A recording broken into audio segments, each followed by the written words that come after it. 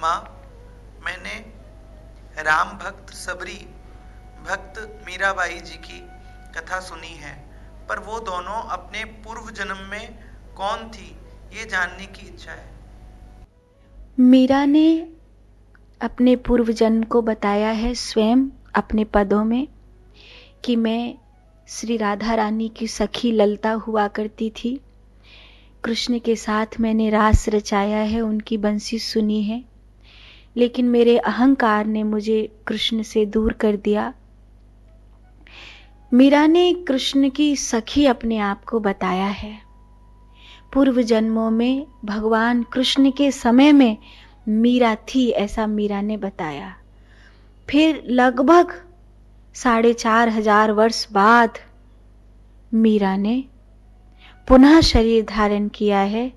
उस कृष्ण प्रेम को जो मीरा ने पिछले जन्म में जिया था और कुछ अधूरा रह गया था, उस कृष्ण प्रेम को फिर से जीने के लिए मीरा 5,500 वर्ष का लंबा इंतजार करने के बाद मीरा कहती है मैं आई हूं।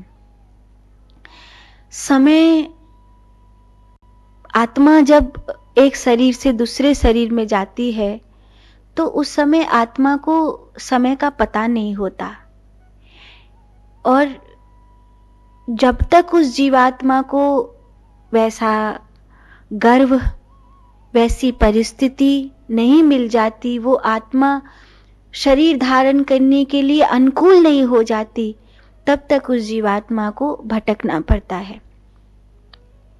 तब तक वो जीवात्मा एक मौन जगत में रहती है। और इसमें तो मैं कोई शास्त्र की बात नहीं कह रही हूं, ये मेरा भी अनुभव है। जब 1935 में मेरी मृत्यु हुई, उसके बाद जब दूसरा जन्म हुआ, तो मुझे नहीं पता कि वो आत्मा कौन से मौन जगत में थी। तो ये कोई शास्त्र के हवाले से नहीं, मैं अपनी खुद की जिंदगी के हवाले से कह सकती हूँ कि आत्मा को लंबा समय लगता है। कोई जीवात्मा जल्दी आ जाती है, कोई जीवात्मा को देर लगती है। ऐसा हुआ कि मीरा कृष्ण की सखी है, लेकिन मीरा का वो प्रेम अधूरा रह गया। मीरा कहती कृष्ण के सामने मैं घूमट नहीं खोल पाई। मेरे कृष्ण को मेरा मुख देखना था और मैं मेरे कृष्ण को मुख नहीं दिखा सकी। मुझे उसके लिए दूसरा जन्म लेना पड़ा। अब मैं पूर्ण रूपेण कृष्ण की हूं। मीरा का ये प्रेम उस दिन जागृत हुआ जब रैदास जी भगवान कृष्ण की मूर्ति लेकर मीरा के राजमहलों में पहुंचे, और मीरा ने उसी छवि को देखा। वही आंखें, वही मोर मुकुट, वही प्यारी सी छवि, वही प्यारा सा रूप।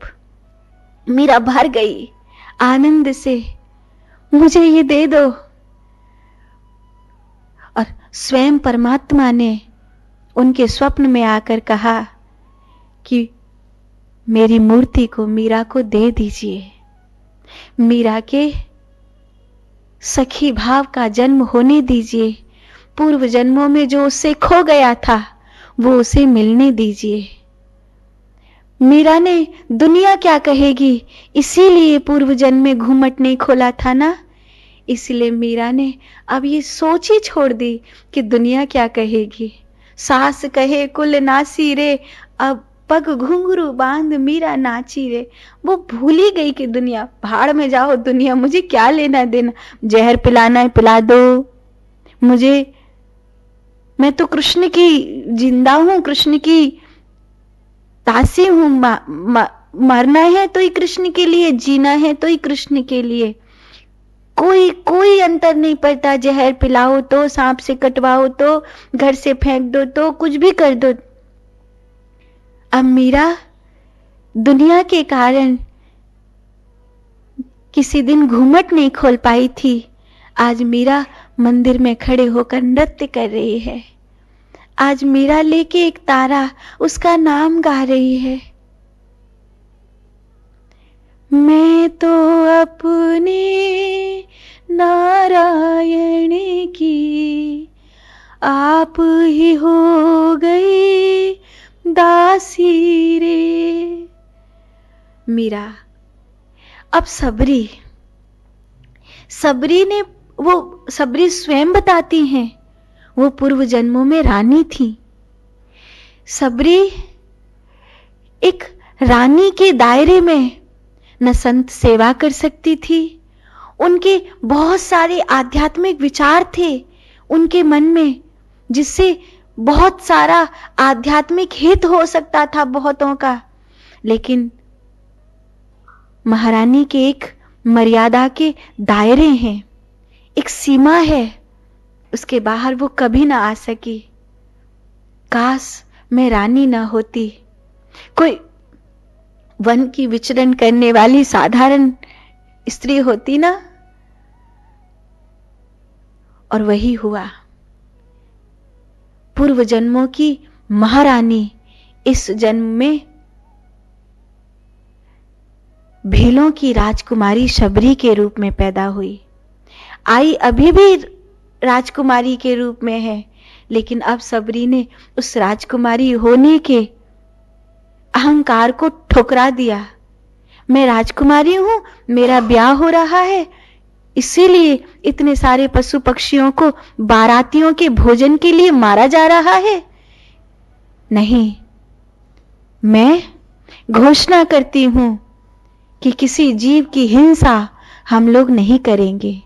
ये पहली क्रांति थी सबरी की कि किसी जीव की हिंसा मैं नहीं होने दूंगी। किसी भी जीव को मारना पाप है, सबरी ने घोषणा करी। लेकिन मानता कौन? बारात तो गई लौट, सुनता कौन? कई बार हम बहुत अच्छी बात कहते हैं, लेकिन संसार में सुनता कौन है हमारी? लोग मजाक उड़ाते हैं, कोई नहीं हमारा साथ देता। बात तो बहुत अच्छी कहते हैं हम, लेकिन साथ कौन देता है? कितनी प्यारी बात कही थी, हम अहिंसा का साथ देंगे, किसी पशु पक्षी की निरीह हत्या नहीं करेंगे, हम रक्षक बनेंगे, भक्षक नहीं बनेंगे। सबरी की क्रांति थी। जहां स्त्रियों को दीक्षा नहीं मिलती थी, जहां स्त्रियों को तप साधना का अधिकार नहीं मिलता था,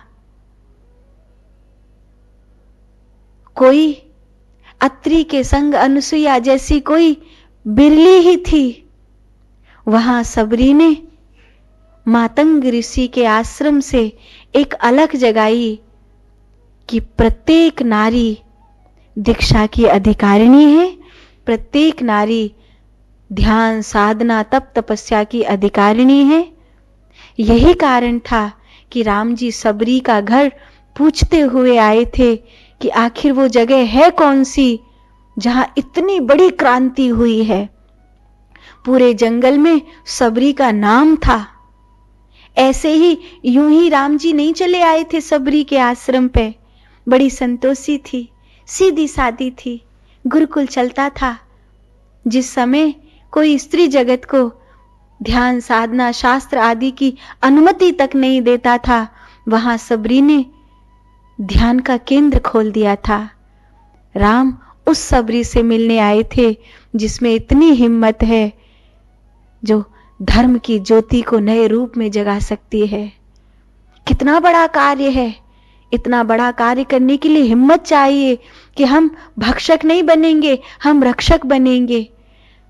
हम नारी को धर्म और ज्ञान से, सत्य से, तपस्या से, दीक्षा से विमुख नहीं रखेंगे।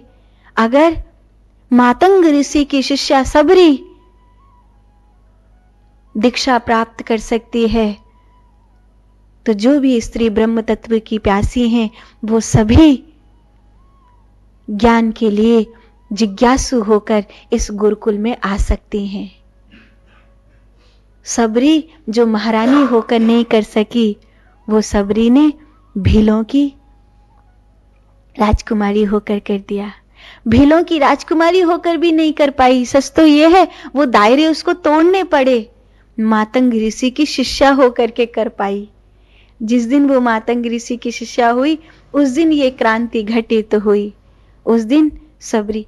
तो भक्त अपने पूर्व जन्मों के प्रारब्ध को लेकर आते हैं और उससे वो जो छूट गया था कहीं पीछे उसको फिर से आरंभ करते हैं। साधु।